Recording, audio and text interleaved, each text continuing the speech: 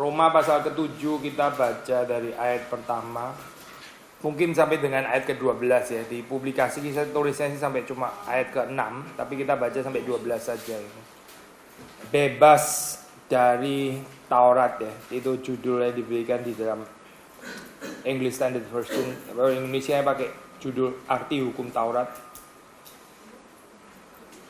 Kita baca gantian ya, saya baca yang ganjil. Apakah kamu tidak tahu saudara-saudara, sebab aku berbicara kepada mereka yang mengetahui hukum, bahwa hukum berkuasa atas seseorang selama orang itu hidup.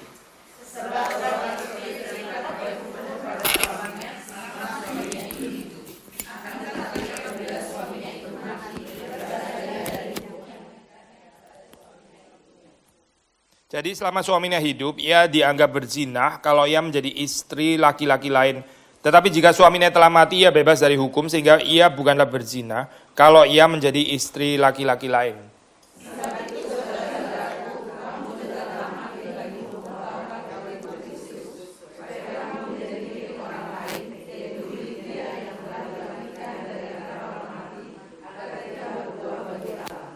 Sebab waktu kita masih hidup di dalam daging, hawa nafsu dosa yang dirangsang oleh hukum Taurat bekerja dalam anggota-anggota tubuh kita agar kita berbuah bagi maut.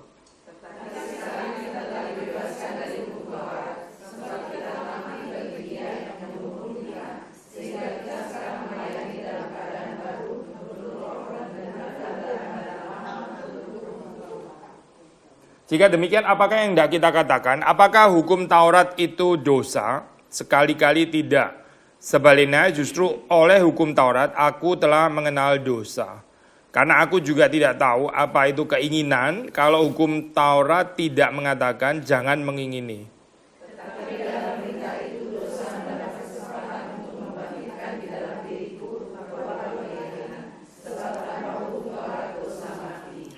Dahulu aku hidup tanpa hukum Taurat, akan tapi sesudah datang perintah itu dosa mulai hidup.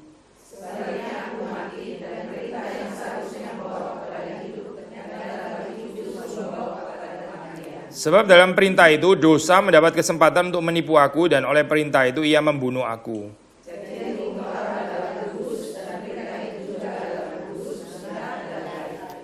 Ya, kita berdoa minta pertolongan Tuhan.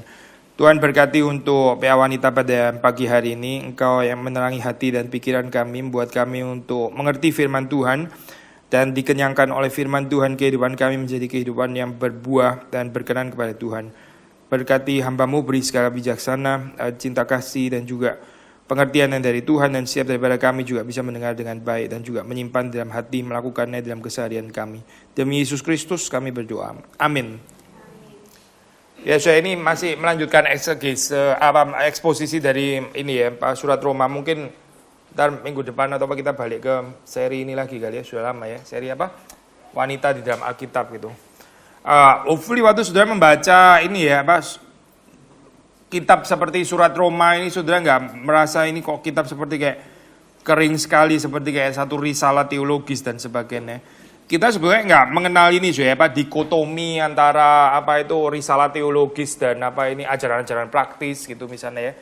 Karena semua yang dibicarakan di sini sangat ada kaitannya dengan kehidupan sehari-hari gitu. Nggak ada pembicaraan teologis doktrin yang ngawang-ngawang di atas yang nggak ada kaitannya dengan kehidupan sehari-hari, itu nggak ada gitu. Faktanya itu hanya karena seringkali kita itu malas berpikir. Jadi kita malas berpikir terus kita mau yang praktis-praktis tok gitu ya. Kita diajak pikir secara teologis kita nggak mau. Padahal itu sangat mempengaruhi kehidupan kita ya. Orang itu hidup ada worldview-nya, ada cara pandang melihat dunia gitu. Waktu melihat dunia itu bagaimana dunia ini berarti global gitu ya. Saya bisa perkecil gitu, bagaimana cara dia melihat keluarga, ya, bagaimana cara dia melihat gereja, bagaimana dia melihat firman, bagaimana dia melihat apalagi uang gitu ya, bagaimana dia melihat kesuksesan, bagaimana dia melihat kebahagiaan dan seterusnya dan seterusnya. Itu semua termasuk cara pandang dunia gitu. Dan itu kan kita mesti sadar, yang kita pikirkan apa gitu, konsep nilainya apa, terus kita mengertinya bagaimana, kesulitannya apa, jalan keluarnya apa, janjinya apa, dan seterusnya gitu. Sehingga ya di dalam gereja Reform Injili ya khususnya, kita mengajak saudara memang untuk berpikir gitu. Kalau kita sulit untuk mau memahami tulisan-tulisan seperti surat Roma ini karena menurut kita kayak terlalu jelimet atau terlalu rumit atau apa ya. Mungkin sekali lagi ya, itu cuma menyatakan bahwa kita kurang suka berpikir gitu. Karena nggak berpikir itu seperti diperbudak gitu. Diperbudak oleh apa sebenarnya? Diperbudak oleh ignoransi ya. Diperbudak oleh ignorance, oleh ketidaktahuan deh. Karena apa? Ya karena nggak suka berpikir gitu sama ini. So, ya, ini encouragement maksud saya sih. Waktu kita membaca surat-surat seperti ini, ya ini bukan tulisan yang sama seperti kayak di dalam Amsal gitu ya, atau ya di dalam cerita-cerita dan sebagainya, seperti kayak dia bahasa teologi melulu gitu. Tapi ini bagian yang penting gitu. Kalau saudara membaca di dalam bagian ini ya, sebetulnya ini sangat berkaitan masih dengan Roma pasal 6. Hopefully kita masih ingat ya. Kalau nggak ingat ya, coba saudara lihat Roma pasal 6 waktu itu kita bahas apa gitu. Roma pasal 6 ya, sebelumnya di atasnya kan kita sudah bahas ya. Di sini ada kelanjutan pembahasan yang berkaitan dengan Roma pasal yang ke-6 ya, sebelumnya gitu. Ada antitesis kan ya. Masih ingat nggak saya antitesisnya antara apa dan apa gitu? Kita bisa menjadi budak apa, kita bisa menjadi budak apa. Mulai ayat 15 sampai dengan ayat 23 itu. Sedikit pengulangan ya. Kita bisa hidup menjadi budak apa? Ya, budak dosa atau budak kebenaran ya. Masih ingat ya saya? Kehidupan yang enggak tunduk, yang enggak takluk, itu enggak ada gitu. Sekali lagi ya, ini pengulangan sebetulnya. Either kita itu jadi budaknya kebenaran atau jadi budak dosa ya. Nangkep gak saya? Ini enggak ada yang kemudian lepas daripada perbudakan dosa terus saya jadi tuan sendiri. Itu saudara masih diperbudak, berarti diperbudak oleh diri sendiri gitu. Tapi pilihan yang lebih benar adalah diperbudak ya oleh kebenaran gitu. Perhatikan ya, masih diperbudak. Tapi itu adalah perbudakan yang membebaskan. Ini perbudakan yang suci gitu ya. Perbudakan yang memberikan kebahagiaan. Tapi kalau kita mau mencari kemerdekaan yang nggak perlu submit sama sekali, yang nggak perlu tunduk sama sekali, itu variasi itu nggak ada di dalam Alkitab gitu. Itu sebenarnya kita sedang diperbudak oleh diri sendiri, diperbudak oleh ego kita sendiri ya. Ya sama, masih kategori diperbudak oleh dosa berarti gitu dalam hal ini. Kan musuh bagi orang Kristen itu ya dosa, ya diri sendiri, ya dunia, setan, iblis gitu kan ya saya. Sekali lagi ya, dosa, diri sendiri, dunia, setan atau iblis gitu ya. Maksudnya yang saya mau tekankan adalah jangan lupa dengan diri sendiri gitu. Diri sendiri itu perlu disangkal kalau menurut Alkitab gitu. Nah, di dalam pembahasan itu terus kemudian Paulus introduce ya, memperkenalkan satu elemen baru ya di sini ya. Maksudnya sampai pasal 6 itu sebenarnya nggak terlalu disinggung. Karena dia mau bikin gambaran antitesisnya itu jelas terlebih dahulu gitu ya. Either kita ini atau ini gitu ya. Nah, sekarang masuk elemen ketiga. Elemen ketiga itu namanya Taurat gitu. Nah, ini satu pembahasan yang perlu dibicarakan deh.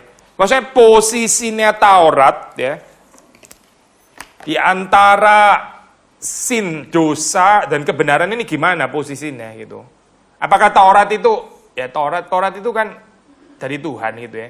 Kalau gitu berarti Taurat itu ini kebenaran gitu. Atau kalau kebenaran kenapa kok jadi nggak bisa memberikan keselamatan gitu dalam hal ini gitu.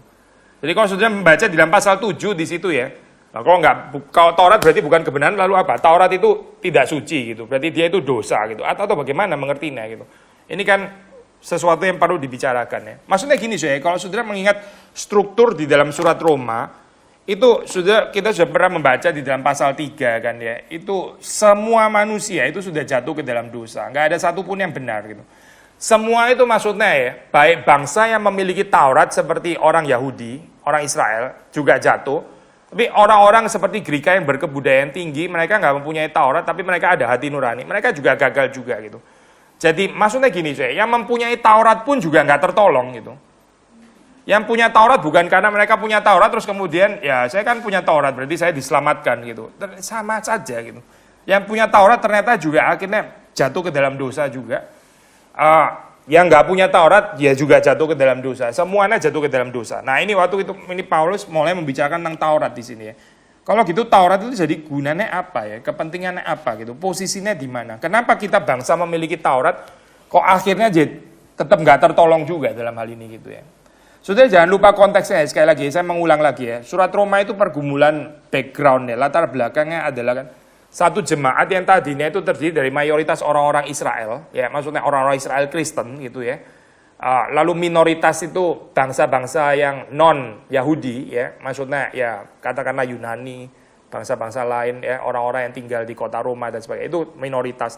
Tapi terus kemudian ada Claudius itu mengeluarkan edik keputusan, ya kalau saya nggak salah ingat itu 49 ya tahun 49. Dia mengeluarkan edik keputusan bahwa orang Yahudi semuanya mesti keluar daripada kota Roma gitu. Nggak boleh lagi tinggal di Roma. Nah, sudah bisa bayangin ya, ini satu jemaat yang tadinya itu mayoritas orang Israel Yahudi, sekarang mendadak jadi sedikit gitu. Ya ada orang yang masih diam-diam tinggal di kota itu atau mungkin dari luar kota datang juga gitu ya. Tapi intinya tadi jemaat yang mayoritas Israel, minoritas orang-orang yang bukan Israel, sekarang jadi minoritas Israel, mayoritas orang-orang yang bukan Israel. Nangkep maksudnya? Itu menimbulkan pergumulan bagi orang-orang Yahudi. Jadi kita ini sebetulnya bangsa apa sih gitu? Bangsa pilihan atau bagaimana sih? Kita punya Taurat loh, tapi kita punya Taurat kok malah kita yang diusir, ini bagaimana sih? Orang-orang yang nggak punya Taurat malah jadi makin lama makin berkembang gitu. Kita makin terusir, padahal kita juga percaya loh. Kita bukan nggak percaya Yesus, kita percaya Yesus. Kita orang Israel lagi ya, seperti kayak double keuntungan gitu. Tapi kenapa kita mengalami kehidupan yang seperti ini? Hidup kita kok seperti kayak seolah-olah sial bener gitu. Lalu mereka bahkan sempat mempertanyakan kebenaran, keadilan Allah itu di mana? God's righteousness itu ada di mana gitu.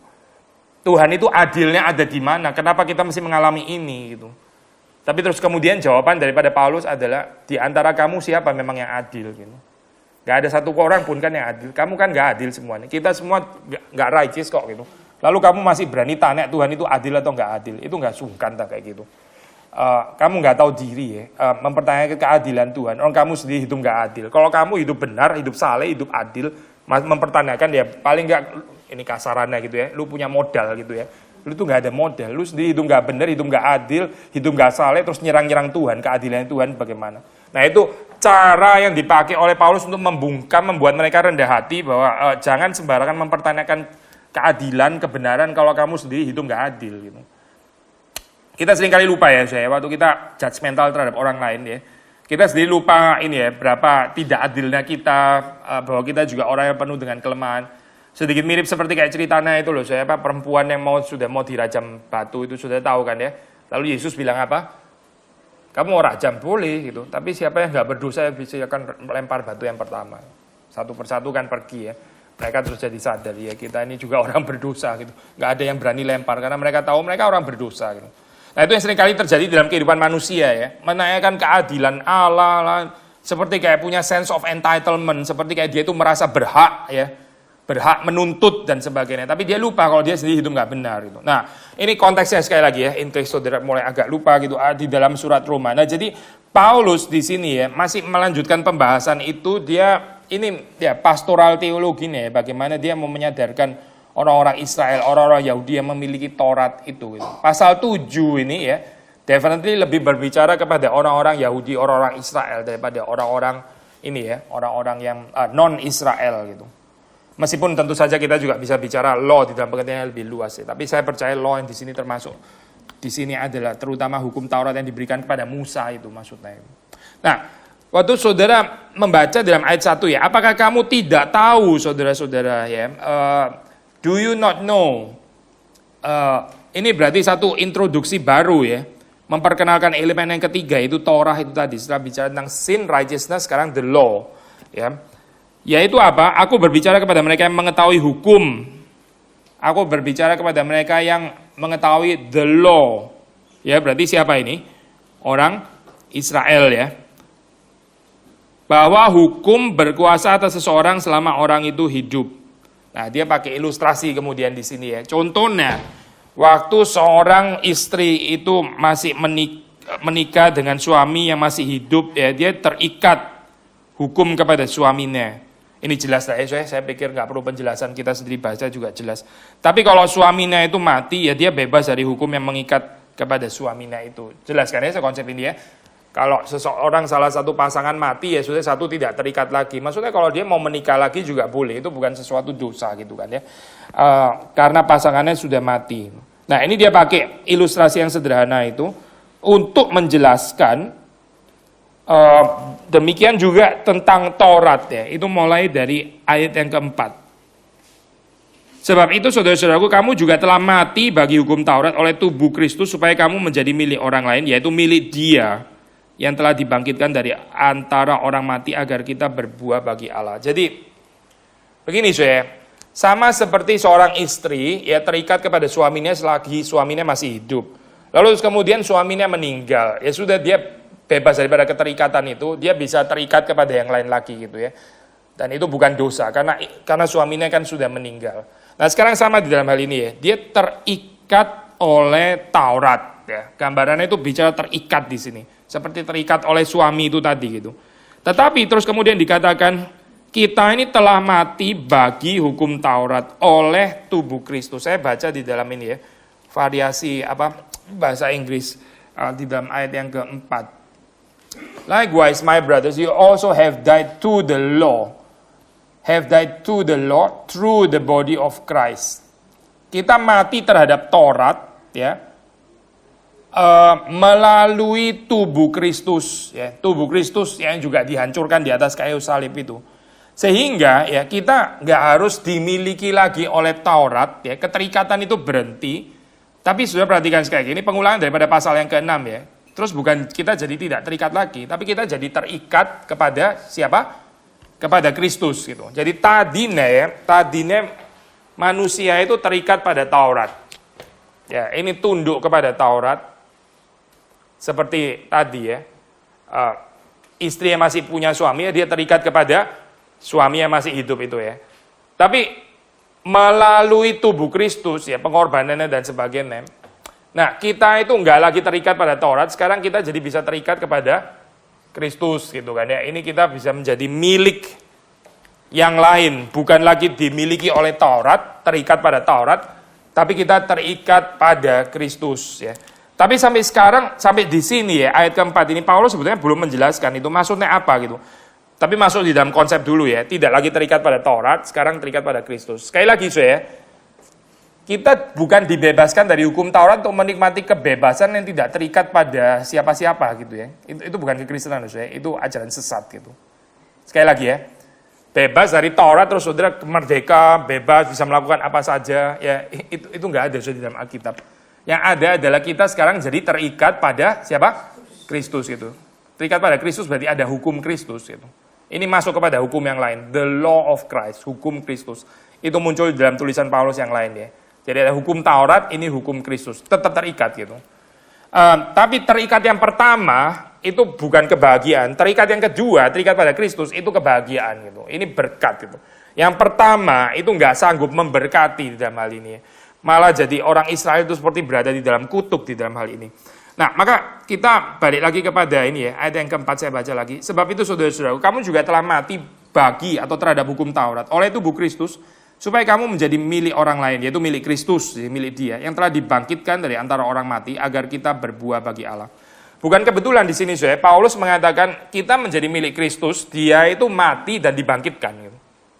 Jadi, saudara melihat di sini antitesis yang lain ya. Tadi kan kita bilang sin versus righteousness kan ya, dosa lawan katanya, antitesisnya adalah apa? Kebenaran. Masa Anda masih ingat ya? Budak dosa atau budak kebenaran itu. Kontras yang lain yaitu adalah mati dan hidup atau bangkit itu ya. Ini kan mati lawan katanya ya hidup itu. Nah, bukan kebetulan di sini waktu dikatakan kamu sekarang menjadi milik Kristus. Kristus itu sendiri mati dan dia bangkit gitu. Jadi di dalam Kristus ada kematian dan ada kebangkitan. Ya, Kristus mengalami kematian, lalu Kristus itu sendiri dibangkitkan. Nah, kalau kita diikatkan kepada Kristus, kita berarti berbagian di dalam kematiannya dan kebangkitannya. Ya kan? Karena kita dipersekutuan dengan Kristus, kita mesti mati ya. Yesus mati. Yang mati siapa? Ya Yesus, betul kan ya? Yesus mati, yang mati siapa ini pertanyaan agak konyol gitu ya. Yang barusan diomong lu sendiri tanya. Yesus mati berarti dia mati kan ya, berarti dirinya sendiri mati. Nah, maksud saya, berarti kalau kita terikat kepada Kristus, diri kita juga harus mati gitu. Ya, orang Kristen yang nggak mau mati itu nggak terikat pada Kristus, nggak tahu terikat pada apa gitu. Terikat pada sesuatu yang lain, terikat pada dirinya sendiri mungkin.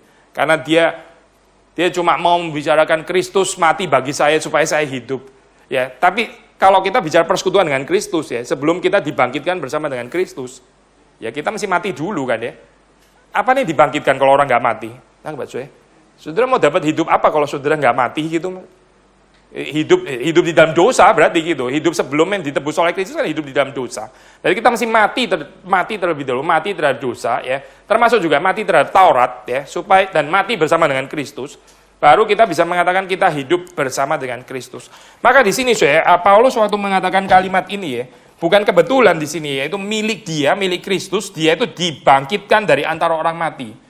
Jadi Yesus mati terlebih dahulu, lalu dia dibangkitkan dari antara orang mati. Maksudnya demikian juga kamu mesti mati terhadap dirimu sendiri, mati terhadap Taurat, lalu kamu dibangkitkan bersama dengan Kristus. Maka kalimat berikutnya adalah agar kita berbuah.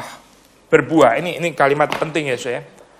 Orang yang mati bersama dengan Kristus, dia dibangkitkan bersama dengan Kristus, dan tanda bahwa dia dibangkitkan bersama dengan Kristus, dia berbuah. Pohon yang hidup dan sehat dan ada nutrisi cukup dan yang di tepi aliran air dan sebagainya, itu berbuah gitu. Pohon yang nggak berbuah itu berarti mati gitu ya, simpel kan ya. Kita nggak pakai kategori yang ini ya, seperti kurang pupuk lah, kurang deket air. Ini pokoknya cuma ada 2 kategori. Kalau nggak mati hidup gitu aja, simpel lah ya gitu. Kita nggak bicara gradasi sih memang ini. Kalau nggak ini ya ini gitu. Pohon berbuah itu hidup gitu ya, sederhana kan ya. Yang nggak berbuah berarti apa? Ya sudah itu mati, rusak, sudahlah pohon yang nggak benar gitu. Jadi ini Paulus nggak sedang bicara tentang pohon ya, saya. Paulus bicara tentang manusia. Kalau saudara dan saya nggak berbuah, itu berarti kita mati, saudara. Ini serius loh.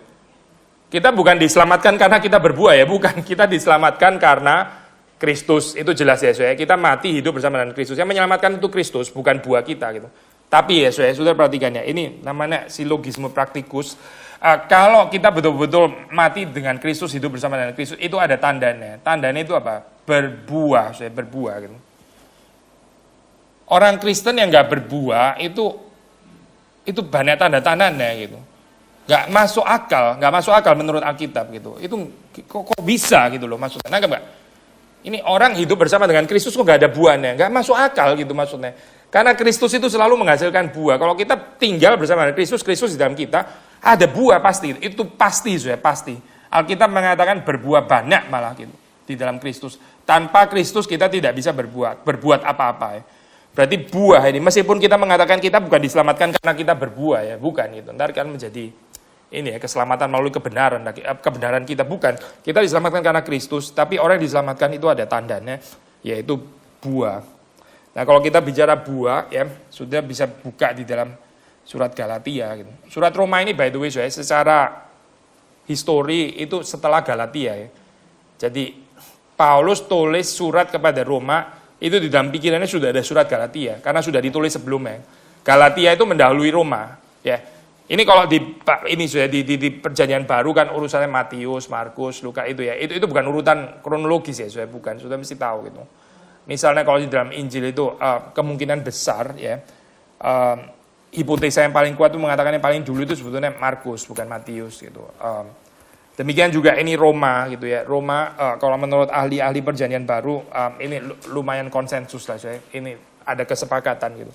Roma ini setelah Galatia gitu. Galatia itu ditulis terlebih dahulu terus kemudian Roma gitu. Maksudnya adalah waktu Paulus menulis bagian ini ya, waktu Paulus menulis tentang kehidupan berbuah, itu dia sudah tahu maksudnya buah itu apa ya, itu yang ditulis di Galatia itu, buah roh ya, sudah tahu.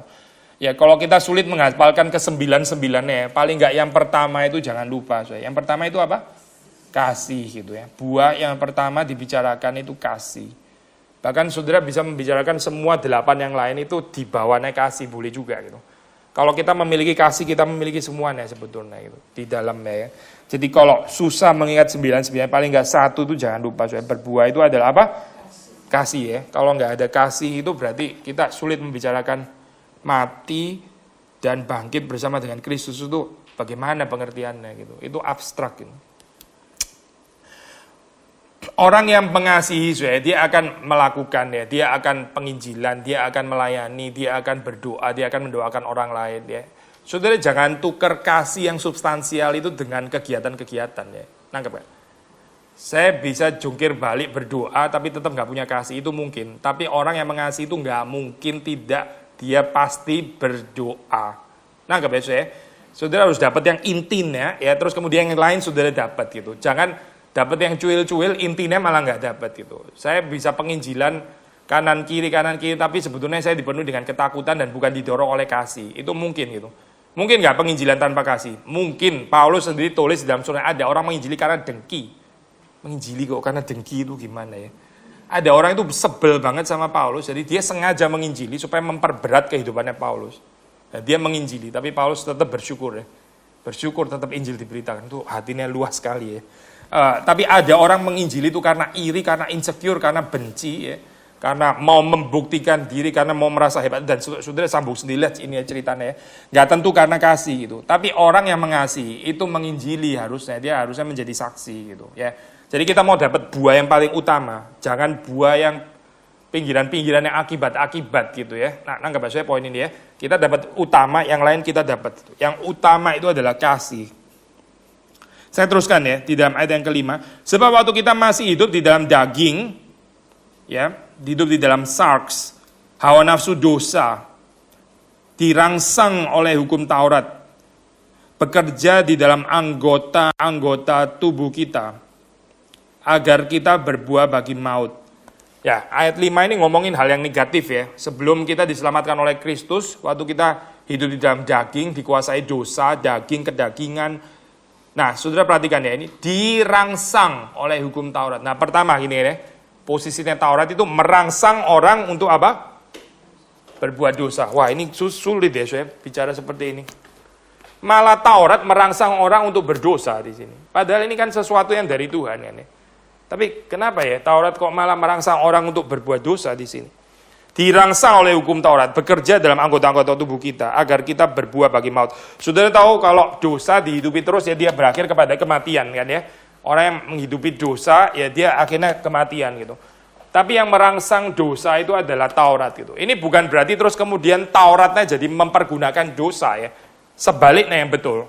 Dosa itu yang memperalat Taurat. Nangkep gak saya poin ini? Taurat itu bukan sesuatu yang negatif, bukan sesuatu yang jelek. Tetapi dia jadi bisa merangsang dosa. Ya karena dosa yang mengakibatkan seperti itu gitu. Ini peraturan yang baik ya. Justru dipakai oleh dosa akhirnya menghancurkan kehidupan manusia. Gitu.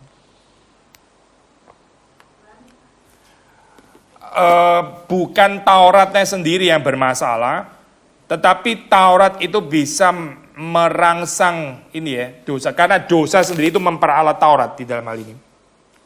Saya baca sekali lagi di dalam ayat ini aja ya. Kita waktu hidup di dalam daging, hawa nafsu dosa, dirangsang oleh hukum Taurat.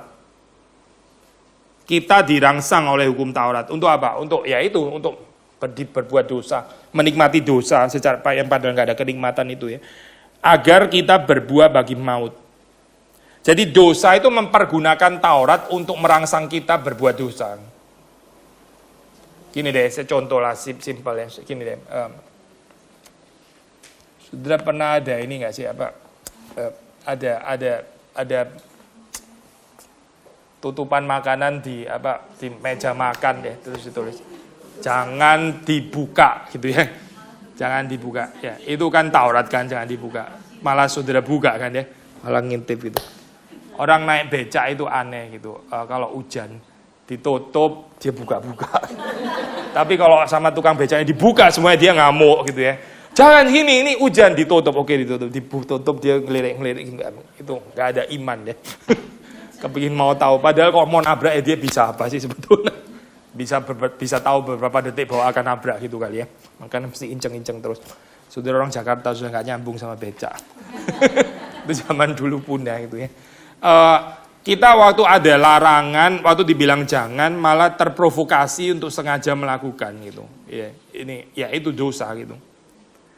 Dosa itu membuat kita itu jadi rebel, membuat kita itu jadi nggak mau takluk, membuat kita itu jadi seperti kayak mau menyatakan kebebasan kita gitu ya. Saya berdaulat, memang kenapa kalau saya buka gitu kan. Ada ini saya apa kayak prank ya, mungkin sudah pernah lihat ya, itu kayak satu bukan toilet sih, tapi modelnya seperti kayak toilet umum yang satu, sudah tahu di apa model kayak gitu ya. Terus ada bolongannya gini gitu. Ada bolongannya terus habis itu ditulis di situ jangan menengok ke dalam. Sudah dibilang jangan menengok ke dalam. Sama orang lewat ya, malah penasaran menengok ke dalam. Setelah dia menengok ke dalam itu diginiin sama kue yang banyak apa itu namanya? Banyak krim dan sebagainya. Wah, itu semua ngamuk-ngamuk gitu ya, ngamuk-ngamuk orang ya. Tapi ngamuk-ngamuk ya kan sudah dibilang jangan lihat ke dalam. Lu sendiri iseng sih lihat ke dalam, mau tahu kepo soalnya ya sudah kan. Dapat itu akhirnya. Ngamuk-ngamuk juga nggak bisa mempersalahkan, sudah ditulis jangan melihat ke dalam. Ya.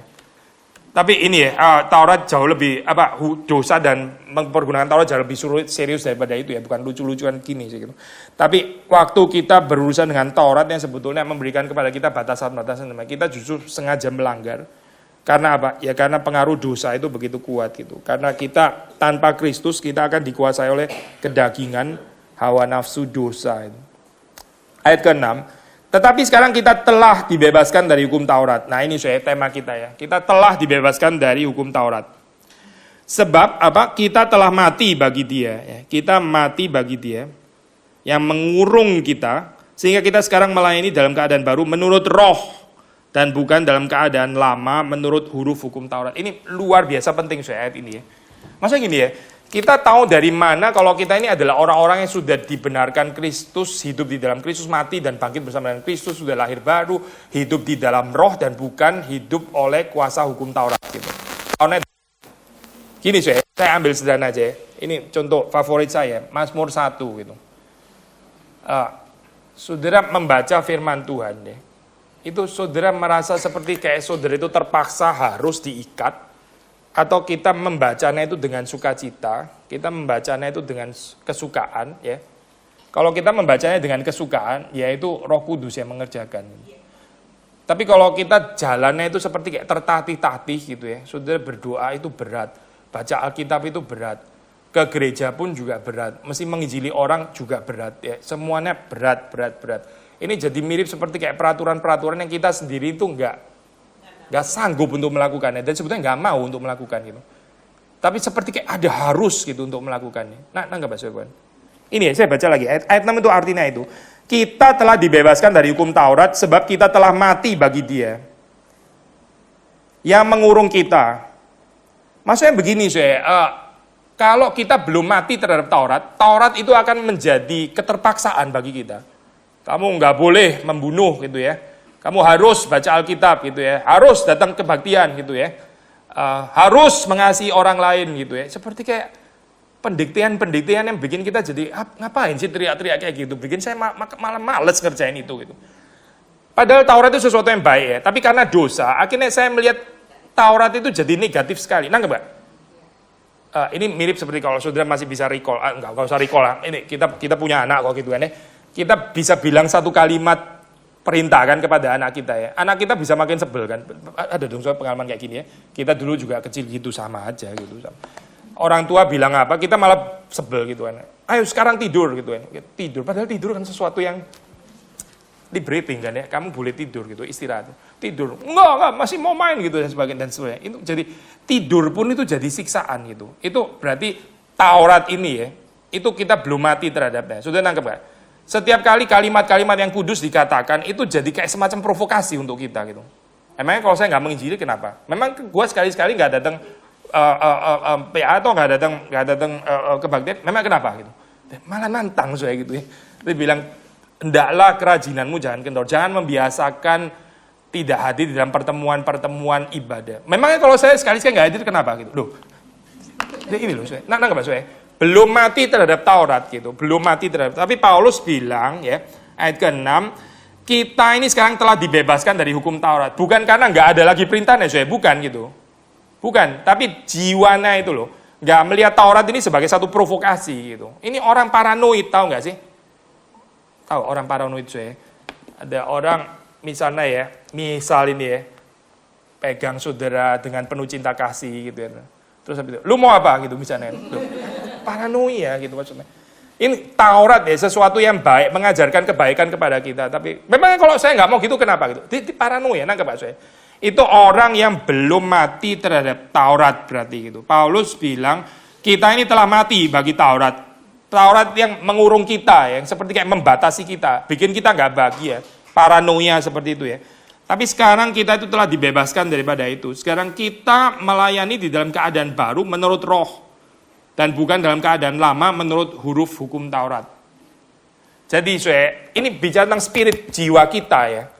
Yang dibebaskan daripada paranoia tadi. Tadi nih waktu bacalah firman Tuhan gitu ya. Kita jadi sebel gitu. Kenapa saya mesti baca lagi dan lagi dan lagi? Kenapa saya selalu diatur-atur hidup saya gitu kan ya.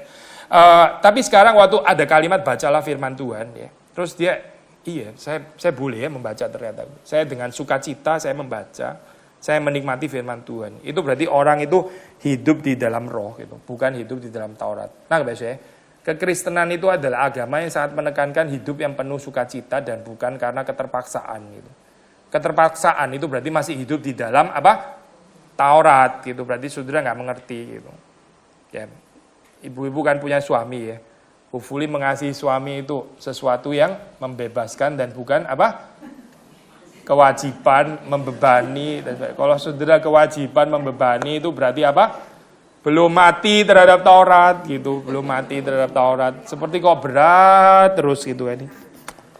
Kalau kita hidup di dalam roh, itu kita ada kekuatan, kita ada sukacita, ya kita ada kebahagiaan waktu kita mengasihi orang lain. Apalagi suami. Ayat yang ke-7, jika demikian apa yang hendak kita katakan? Apakah hukum Taurat itu dosa? Nah bagaimanapun orang bisa terpikir ke arah sana gitu kan ya.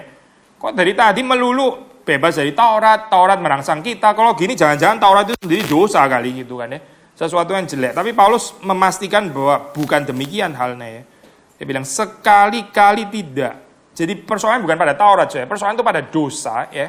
Pada kita yang dikuasai oleh dosa. Yang akhirnya nggak bisa membaca perintah yang positif dari Taurat, itu kita melihat sebagai satu provokasi malah.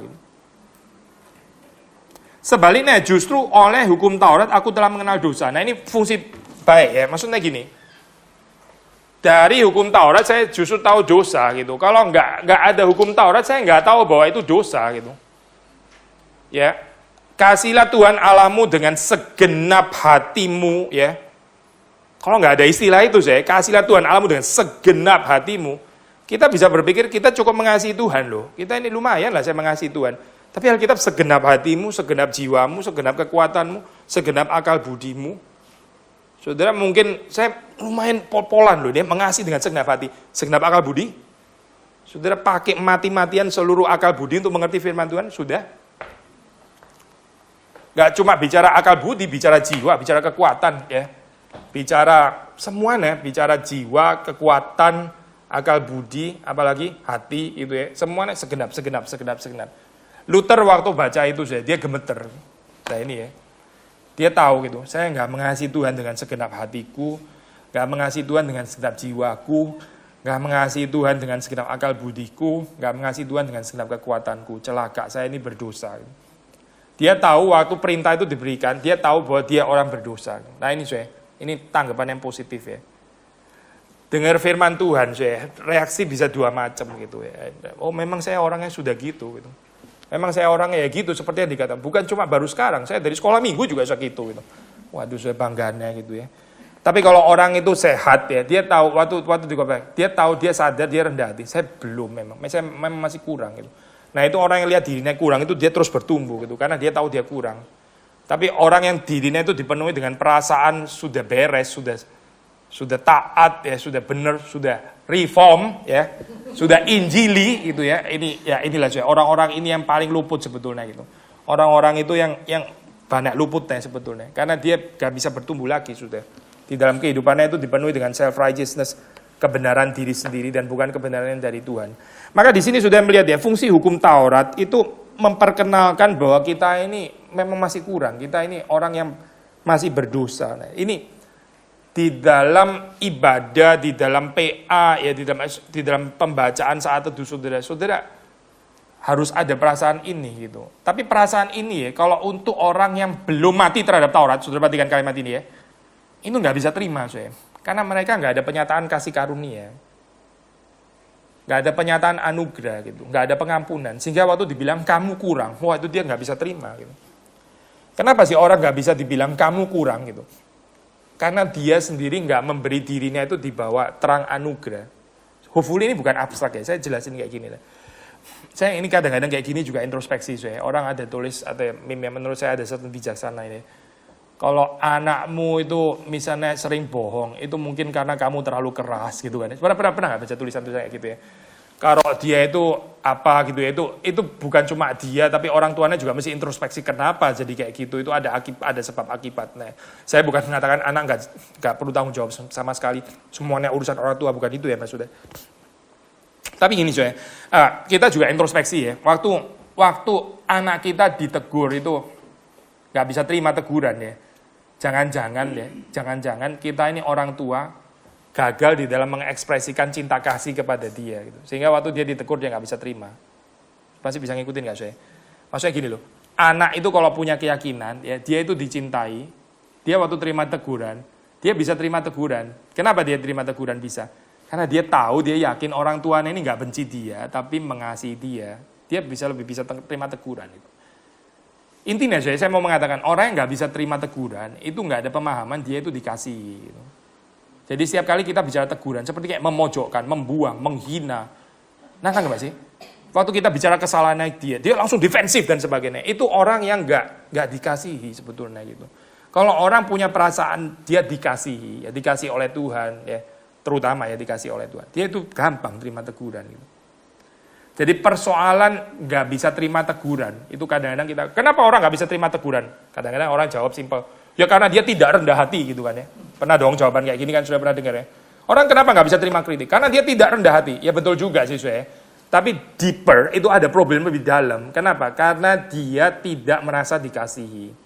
Kalau orang itu bisa yakin bahwa dia dikasihi, dia ditegur kanan kiri, atas, belakang, depan, dan nggak ada persoalan sebetulnya gitu.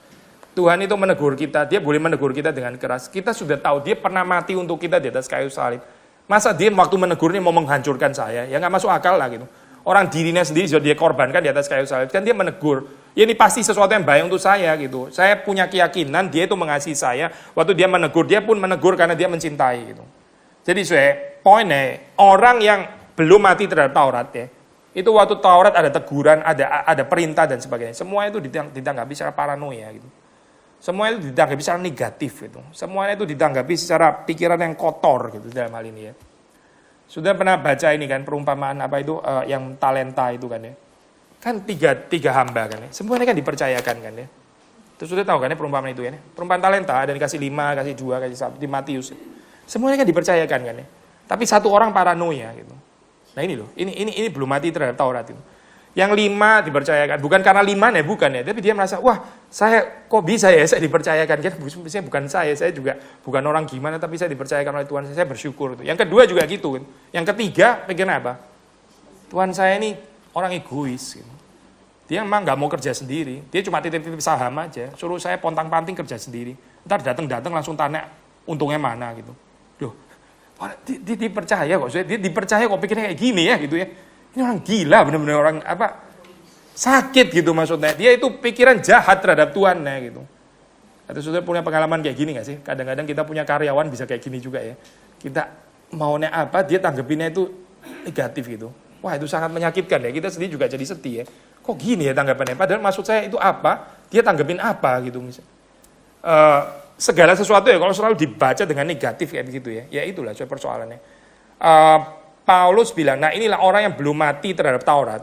Jadi Taurat itu waktu berbicara kepada dia, tanggapannya semua negatif itu ya. Tanggapannya itu semua hal yang buruk-buruk gitu. Tuhan itu nggak mau saya bebas. Tuhan itu sukanya saya menderita. Gitu. Tuhan memang dasarnya nggak suka saya bahagia. Semuanya negatif. Ya. Padahal ini sesuatu yang membebaskan kita. Bukan karena Taurat yang bermasalah, tapi karena dosa ya yang menguasai pikiran kita. itu akhirnya menyebabkan respons yang demikian. Jadi saya baca sekali lagi ya, ayat ke-7, bukan Taurat itu dosa, bukan, tapi sebaliknya oleh hukum Taurat kita bisa mengenal dosa. Kita bersyukur ada hukum Taurat, kita jadi tahu kita orang yang berdosa, supaya kita bisa datang kepada Injil, supaya kita bisa mengerti apa itu cinta kasih Tuhan. Karena aku juga tidak tahu apa itu keinginan kalau hukum Taurat tidak mengatakan jangan mengingini. Nah ini ya saya, salah satu hukum ya, ini jangan mengingini, itu concupiscence ya, concupiscence. Kenal nggak saya istilah ini, bahasa Inggris, concupiscence itu kalau diterjemahin ya, nafsu gitu, nafsu. Jangan mengingini ya, do not covet ya, itu kan salah satu di 10 hukum ya, do not covet, jangan mengingini ya. Ini ada certain perdebatan saya kalau bicara tentang concupiscence dari perspektif Roma Katolik atau perspektif Protestan ya. Perspektif Protestan lebih kritikal terhadap ini saya. Concupiscence sendiri itu is a sin gitu, itu sudah dosa gitu. Maksudnya mengingini gitu dalam hal ini ya. Tapi gini saya, waktu Paulus mengatakan kalimat ini, kita jadi nggak tahu bahwa kita tuh punya nafsu itu ya, nafsu keserakahan lah, nafsu nafsu kemarahan, nafsu apapun gitu ya. Kalau nggak Taurat itu mengatakan itu gitu. Bukan berarti itu nggak ada ya, itu sudah ada gitu. Tapi Taurat waktu mengatakan itu, ya jadi dibangkitkan, diprovokasi gitu keinginannya. Tadi loh, contoh tadi kan simple ya, contohnya mungkin contoh lucu-lucuan. Sudah dibilang nggak boleh apa itu, nggak boleh nengok, dia sengaja malah nengok gitu. Itu sebelum ada tulisan, ini ibaratnya ilustrasinya, sebelum ada tulisan, jangan melongok ke dalam. Ini dasarnya memang naturnya sudah orang yang kepo, nangkep nggak sih? Nangkep nggak? Sebelum ada tulisan itu, ya memang sudah orang kepo memang gitu. Jadi waktu dibilang jangan mau tahu, justru mau tahu, membuktikan bahwa memang lu kepo kok gitu. Tapi sebelumnya ada tulisan jangan, kita nggak sadar bahwa kita ini orang kepo. Nangkep nggak sih? Sudah tahu istilah kepo nggak sih? Kepo itu orang selalu mau tahu urusannya orang lain dan selalu mau mencampuri orang. Tapi biasanya orang kayak gini sangat tertutup. Waktu orang lain mau tahu kehidupannya, langsung ada tirai besi. Tapi dia selalu mau tahu urusannya orang lain, orang kepo kayak gitu. Ini apa? Orang yang selalu mau tahu urusannya orang lain dan sebagainya, bukan bagiannya, itu namanya kepo gitu ya. Tapi poinnya adalah gini saya, sebelum ada tulisan jangan sembarangan mau tahu gitu. Memang sudah suka mau tahu orang ya gitu. Tapi waktu dibilang jangan, hanya membuktikan bahwa benar ternyata saya adalah orang yang kayak begitu gitu. Jadi dengan adanya Taurat ya, jangan membunuh, jangan mengingini milik sesamamu ya. Jadi terbukti, waktu dibilang jangan mengingini, justru malah kepingin gitu kan ya. Membuktikan bahwa ya memang lu dasarnya orang yang sudah dipenuhi nafsu sebetulnya gitu. Ini jangan persalahkan Taurat ya. Taurat cuma membongkar apa yang ada gitu. Saya ambil contoh yang sederhana. Sudah lihat cermin. Cermin ini pasti ngawur, wong saya kok bisa gendut kayak gini gitu. Ya. Gak ada, itu cermin cuma kasih tahu doang, dia nggak ngapa-ngapain gitu ya ibaratnya gitu ya. Itu seperti Taurat gitu ya. Ya memang lu gitu sudah. Lu sebelum ke cermin pun lu sudah gitu. Kita nggak bisa bilang, cermin ini jahat gitu misalnya ya. Dia bikin saya kelihatan gendut pada memang lu nggak gendut. Ya gendut sebetulnya gitu. Dia cuma kasih tahu doang gitu. Sama kan saya. Taurat kasih tahu kita itu dipenuhi dengan nafsu. Waktu Taurat bilang jangan mengingini, kita jadi terus terprovokasi gitu ya. Terus kita jadi melampiaskan nafsu kita, kepingin ini, milihnya orang lain dan sebagainya. Ya memang naturnya begitu gitu. Taurat nggak ngomong pun, lu sudah gitu juga. Cuma lu nggak sadar, lu nggak tahu. Seperti lu belum lihat cermin, lu nggak sadar kali. Kalau mukamu itu kayak begitu, begitu kamu lihat baru kamu sadar kalau kamu kayak begitu gitu kan. Jadi dalam hal ini ya, sudah melihat Taurat, karena Taurat aku telah mengenal dosa. Nah kepada saya, jangan mempersalahkan Taurat ya. Taurat nggak ada kesalahannya di dalam Taurat. Taurat hanya membongkar keadaan natur kita yang berdosa itu. Nah, aku juga tidak tahu apa itu keinginan. Kalau hukum Taurat nggak mengatakan jangan mengingini. Tapi karena Taurat bilang jangan mengingini, akhirnya terbukti bahwa saya memang adalah orang yang penuh dengan nafsu dan keinginan yang liar. Ini by the way, saya mengingini ini, terjemahan mengingini ini bukan semua keinginan ya, bukan itu. Istilah concupiscence itu sekali lagi ya. Ini istilah negatif. Istilah yang lebih cocok terjemahan bahasa Indonesia itu nafsu, atau lebih tepat lagi hawa nafsu. Sudah tahu istilah hawa nafsu kan pengertiannya negatif ya. Tapi kita nggak bicara nafsu makan, enggak loh saya. Itu sesuatu yang bukan dosa ya. Orang kalau nggak ada nafsu makan ya berarti dia sakit gitu kan.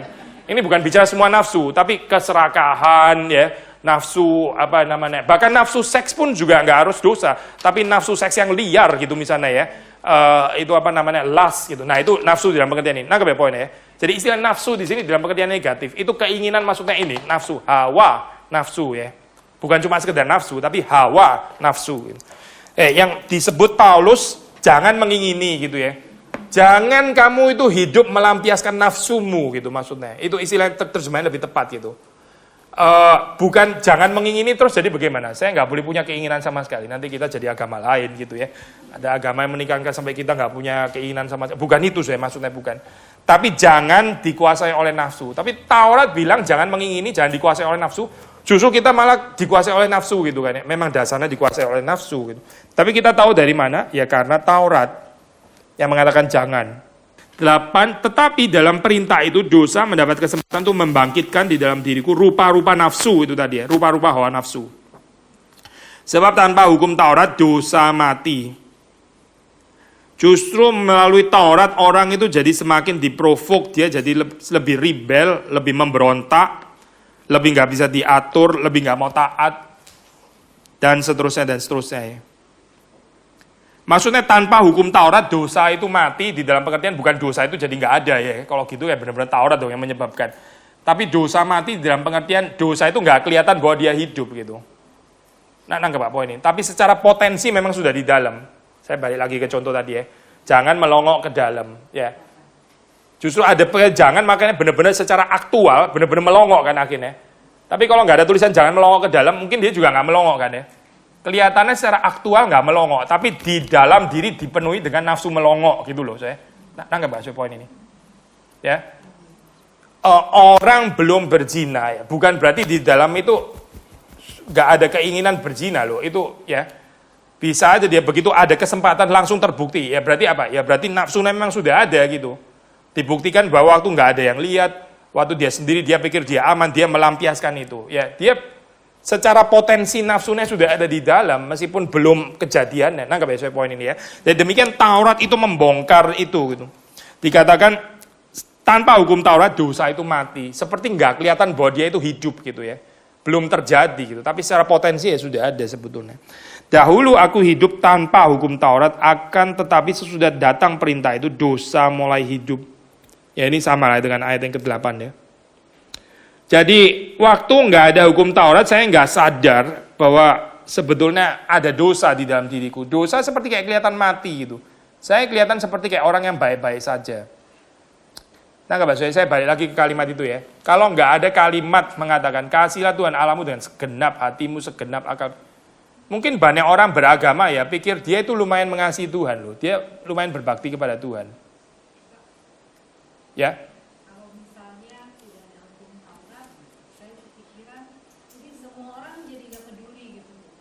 Iya, semua orang bisa nggak peduli karena nggak ada yang kasih tahu juga gitu. Ya, tapi mereka sudah ada ya keinginan-keinginan yang liar itu gitu, betul. Semua orang berbuat serupa, nggak ada hukum. Iya, benar. Ya. Nah, itu bicara hal yang lain sih ya. Ada hukum Taurat penggunaan yang apa ya, civil use ya namanya. Jadi ada hukum Taurat itu mencegah orang untuk apa hidup seliar-liarnya gitu. Misalnya kita kan ada undang-undang negara, ada lampu merah ya, terus di rumah itu ada pagernya gitu. Pager sih nggak mempertobatkan maling ya, for sure gitu. Nggak ada maling bertobat gara-gara lihat pager gitu. Ya mungkin ada sih kali agak sakit jiwa. Tapi pager paling tidak mempersulit maling gitu kan ya. Pager paling tidak itu mempersulit maling melakukan kejahatan gitu. Ya itu namanya civil use of the law. Jadi seperti kayak menghalangi orang untuk jahat sejahat-jahatnya gitu ya. Tapi yang saya mau bilang tadi ini gini ya, waktu nggak ada kalimat, nggak ada perintah, kasihlah Allahmu dengan segenap hatimu, segenap akal budi. Banyak orang itu akan berpikir, ya dia lumayan lah ya, apa itu, cinta kasihnya itu kepada Tuhan, baktinya, ibadahnya, kesalehannya. Sampai muncul itu ya, ayat itu, dengan segenap ya. Lalu orang mau sadar, ya saya sih belum segenap. Nah dari situ dia tahu kan kalau dia masih berdosa gitu. Itu R.C. Sproul juga ini ya, dia pernah kasih ini sih, karena kasih ilustrasi simple gitu. Dulu mungkin waktu kita sekolah ya, sudah pernah sekolah itu ujian itu susah sekali gitu ya. Setelah dibagiin, saudara lihat nilainya itu 53 gitu. Waduh 53 gitu. Ini ngulang lagi dong berarti kayak gini gak lulus. Tapi terus saudara lihat sebelah, dia 46. Nah, saudara mulai agak sedikit bersyukur dengan cara yang salah gitu ya. Saudara lihat ke belakang, 37 gitu.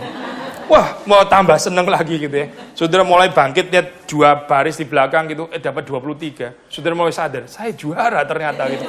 53 ini juara gitu. Dan betul saja. Waktu itu terus kemudian gurunya bilang, ya ini ujian mungkin sengaja saya berikan sangat sulit supaya melihat saudara apa dan apa. Saya akan katrol semuanya. Wah, yang 53 itu sama dengan 85. Wah, saudara 85 gitu ya. Wah, ternyata 85. Semuanya naik ke atas gitu kan ya. Itu secara relatif kita 53 sebetulnya nggak lulus, tapi jadi lulus karena kita ketolong sama orang yang lebih goblok gitu ya, kira-kira ya. Ya, di dalam agama itu bisa terjadi seperti itu saya kelihatan saleh karena ada orang yang lebih amburadul daripada saya gitu. Padahal nilai saya sebetulnya bukan 53 saya, mungkin 12 gitu sebetulnya. Tapi orang lain 0,7. Wah, saya jauh banget ya. Saya 12, dia 0,7. Padahal saya cuma 12 sebetulnya nilainya gitu. Tapi karena ketemu sama orang 0,7, 0,6 dan jadi saya kayak seperti suci sekali gitu supaya kayak santo dan santa gitu. Tapi terus kemudian waktu Yesus datang, dia full mark. Dia 100 gitu. Celaka ini orang mengganggu sistem nilai gitu kan. Orang ini datang itu ngerusak semua sistem nilai gitu. Saya 12 gak ada katrol lagi karena dia 100 kok gitu loh. 112. Ya sudah lu memang 12 karena ada yang 100 kok di sini gitu. Nah, waktu kita diperhadapkan dengan standar kesuciannya Tuhan gitu ya. Semua orang itu bungkam langsung gitu. Seperti Yesus sekali lagi bilang, kalau siapa yang gak berdosa, ya lempar aja batu yang pertama gitu. Itu standar kesuciannya Tuhan. Tadi mereka pikir, saya pasti lebih baik daripada orang ini. Mungkin memang benar lebih baik loh. Mungkin memang nggak berzina, mungkin saja gitu. Ini benar-benar perempuan berzina. Jadi dibanding orang yang berzina, ya saya lebih baik, saya nggak berzina. Ya oke gitu. Tapi Yesus turunin standar kesuciannya. Kalau kamu nggak berdosa sama sekali ya, silakan lemparkan batu. Dan mereka baru sadar, waktu mereka di hadapan Yesus, standar kesucian yang sempurna itu. Nggak ada orang nggak berdosa itu nggak ada gitu. Jadi kita kelihatan nilai 12, 53 dan karena ada full mark ya, 100 gitu. Balik lagi saya kepada ayat yang kita baca di sini ya. Dahulu aku hidup tanpa hukum Taurat, akan tetapi sudah datang perintah itu, dosa mulai hidup. Sebaliknya aku mati, dosa itu menguasai, aku jadi mati. Dan perintah yang seharusnya membawa kepada hidup, ya, sudah perhatikan ya, perintahnya kan baik ya, suci, membawa kepada hidup. Tapi justru diperalat, dimanipulasi oleh dosa, akhirnya apa? Membawa kematian. Alkitab Taurat bilang, kasihlah Tuhan. Gitu. Ini kan sesuatu yang baik, sesuatu yang membawa kepada hidup. Tapi karena saya dikuasai dosa, terus respon saya adalah, memang kalau saya nggak mau mengasihi, kenapa emang? Kenapa mesti selalu mengasihi gitu?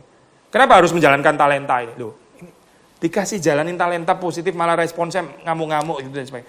Paranoia, pikiran negatif ya. Jadi akhirnya apa? Malah Taurat ini jadi mendatangkan kematian gitu. Kenapa mendatangkan kematian? Ya pasti akan dihakimi. Tuh. Ini sudah pernah dikatakan, cintailah Tuhan Allahmu. Tapi kamu sengaja melawan, kamu nggak mau mencintai. Ya kamu pasti kena kondem. Karena ini bukan main-main kok, ini perintah dari Tuhan. Ini bukan perintah optional. Ya kalau kamu suka jalankan, nggak suka ya nggak apa-apa juga sih. Oh bukan, ini perintah Tuhan, ini sabda Tuhan. Jadi waktu kita melawan, ya kita pasti kena hukuman gitu dalam hal ini ya.